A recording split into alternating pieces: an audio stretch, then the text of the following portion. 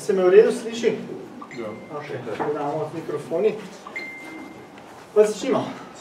Pirati smo 6 mesecev nazaj, 7 mesecev nazaj objavili našo peticijo legaliziramo.si skupaj z predlogom modela za popolno legalizacijo in regulacijo konoplje. Ja, dolg naziv, ampak če smo zbirali podpise, ki smo jih v 6 mesecih nabrali 18.000 pa še malo.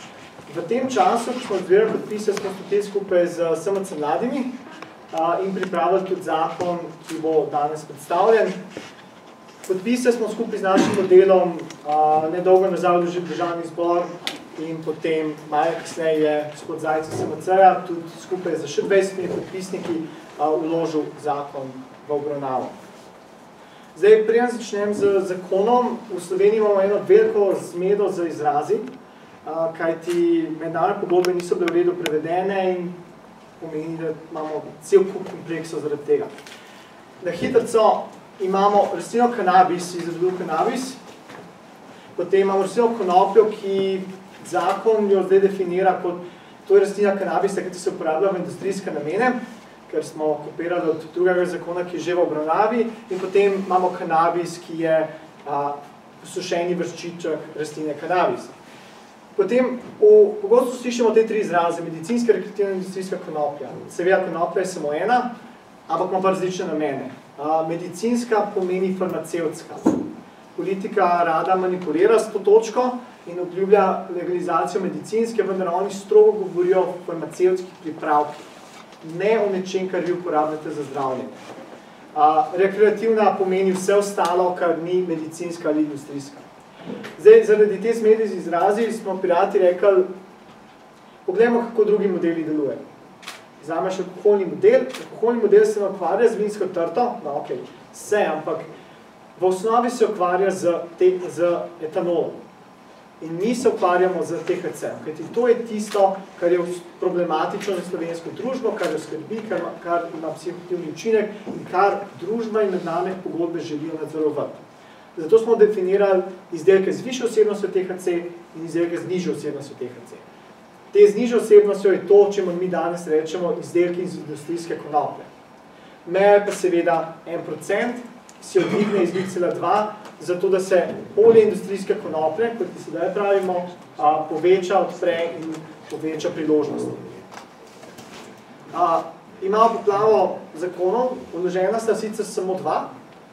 Prvi je zakon, ki ureja medicinsko oziroma bodimo pošteni farmacevtsko konopljo strani SD-ja in potem zakon, ki smo ga vložili pirati in SMC za urejanje vsega ostalega. Bi poudaril, da naš zakon na začetku jasno definira, da se ukvarja z medicino, torej farmacijo, izobraževanjem ali raziskovalno dejavnostjo. Zadnji zakon je v bistvu kopija, oziroma podobno kot SD-jev, ampak ni bil vložen, kajti je v konfliktu. Zakaj je popolna legalizacija? Glede na prisotne v dvorani, mislim, da ne rabim na dolgo široko razglabljati. Zvrševanje socialne škode zaradi zlorabe drog. Vem, da bo to marsikoga zmotilo, ampak jaz rad jem čokolado, cukor ima socialne posledice, alkohol ima socialne posledice, tobak ima socialne posledice, avtomobili ima socialne posledice. Vsaka stvar ima socialne posledice in vsake posledice, ki so sestavljene iz pozitivnih in negativnih. Problem pri konoplji trenutno je, da kot družba ne znamo povečevati pozitivnih in zmanjševati negativnih. Ampak pa če vse prepustimo vetru, pa se bo že zreguliralo. Konec nepotrebnega preganjanja, res ne vem zakaj, tukaj iz občinstva so mi pogosto to izpostavili 30.000 evrov za pregon 1 gram konoplje, ki recimo stane 7 evrov, 6 evrov, 10 evrov, 7 je neracionalna poraba sredstev, kaj ko bi mi raj kakšen večji kriminal preganja. Zmanjšanje črnega trga in kriminala. Zmanjšanje črnega trga, zakaj? Če podpraševanje obstaja in konoplja je dejstvo, se jo uporablja, pomeni, da jo tudi nekdo proizvaja in prodaja. Zakaj za hudiča bi te ljudje, ki počno nekaj, kar je družbeno sprejemljivo, povsem očitno, mogo biti na črnem trgu, da jim dovolj, da lahko to delajo legalno in participirajo v družbi, tako kot si ostali. Povečanje varnosti uporabnikov. Trenutno, ko kupiš, moraš zaupati svojemu dealerju, svojemu prodajalcu, moraš zaupati, kaj ti prodaja. Za mnoge to ni problem, za mnoge druge, še posebej starejše, ki danes ogromno kupujejo smolo, pa velik problem. To poznamo. Kruh se je včasih dajalo žagan, zato da je bil težji. Se je dajalo svinc, zato da je bil težji.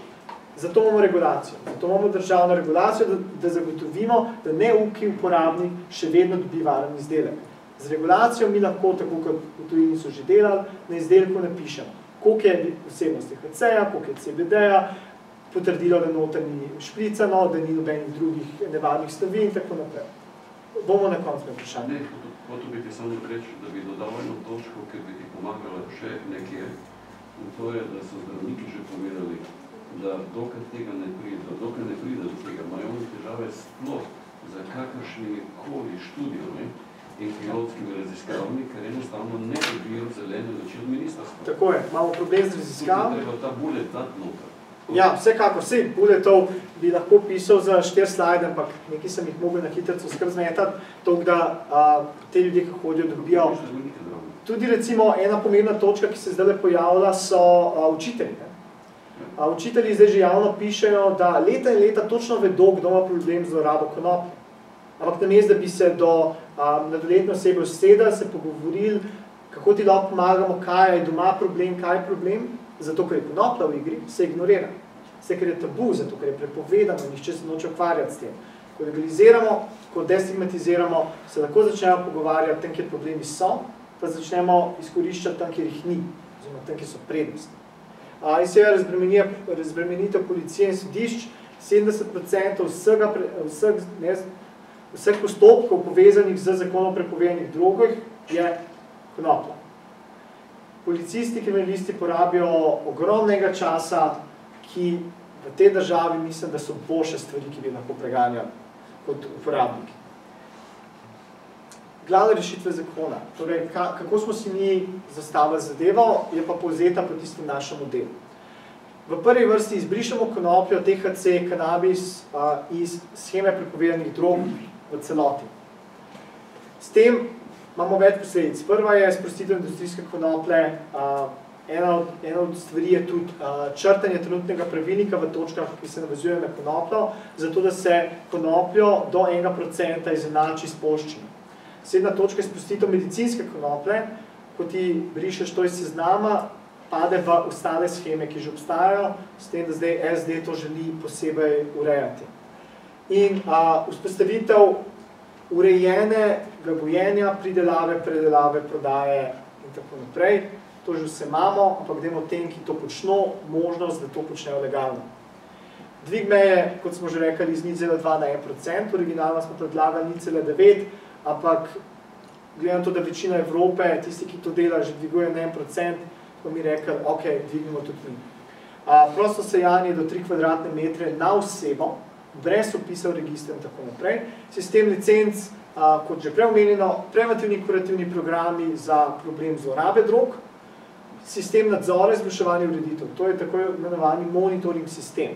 Trenutno, ko mi sprašujemo, koliko je konoplje v Sloveniji, kdo jo uporablja, kje jo uporablja, kdaj jo uporablja, kakšna je ta konoplja, no država tega ne ve, sanja se. Znam povedati samo, koliko je bilo zaseženo, pa še to ponavadi skupaj s kakšno drugo drogo. Mi predlagamo, da se financira sistem nadzora tako pozitivnih kot negativnih posledic. Vsako leto se naredi poročilo, kaj deluje, kjeri programi delujejo, kjeri ne. Ja? To že obstaja. To obstaja v šolskem sistemu, so predavali zloraba drog. Imamo mladinske centre, imamo različne organizacije, ki se s tem že ukvarjajo. Se razumem, zakaj mora biti to predlog, oziroma zakaj to mora biti odločeno? Samo to. Dodatno si, lahko prosim na koncu vse te zadeve. To, kar govorite, je kurativni programi dodatno financirane. Trenutno so imajo premalo denarja, potem bojo imeli več denarja. Prosim, na koncu. Sistem nadzora je pa pač monitoring samega regulativnega okvirja in omejitev porabe na 18+. Kot smo rekli, vsega poraba gojenje do 3 kvadratne metre na osebo, nobene licence, nobene registracije, nobene trošarine. Cilji, kar se tiče komercialne pridelave. Cilj je seveda zagotavljanje varnega in kvalitetnega izdelka za tisti, ki to že danes uporabljajo, preprečevanje odtekanja na črni trg, zato da pač vse se legalno proda, Podpora malih kmetov podjetij. Naš cilj je, da konoplja ne postane državni politični monopol. Želje potem so bile, da politika določa svojega koncesionarja, ki veselo služi in prodaja drogo. To je za nas popolnoma nesprejemljivo. Želimo si veliko malih proizvajalcev in malih prodajalcev, ki bodo pripravljali butične izdelke in da preprečujemo monopole. Zato je tudi cela trošarinska shema narejena na to in zato je cela licenčna shema narejena na to, da je za malega proizvajalca vse lažje kot za velikega. Za velike proizvajalce imamo potem sistem licenc, ena je za gojenje in pridelavo, druga je za kemično predelavo in tretja za prodajo, medtem ko mali proizvajalci imajo pridelavo in gojenje in prodajo združeno skupaj. Te licence niso nič drugega kot vpis v register. Neki minimalni standardi in pogoji so, ampak to lahko pridobi praktično kdorkoli, ki izpolnjuje te pogoje in pač pogoje pa spodbujate, če ste sposobni to sploh delati in potem začne z delom.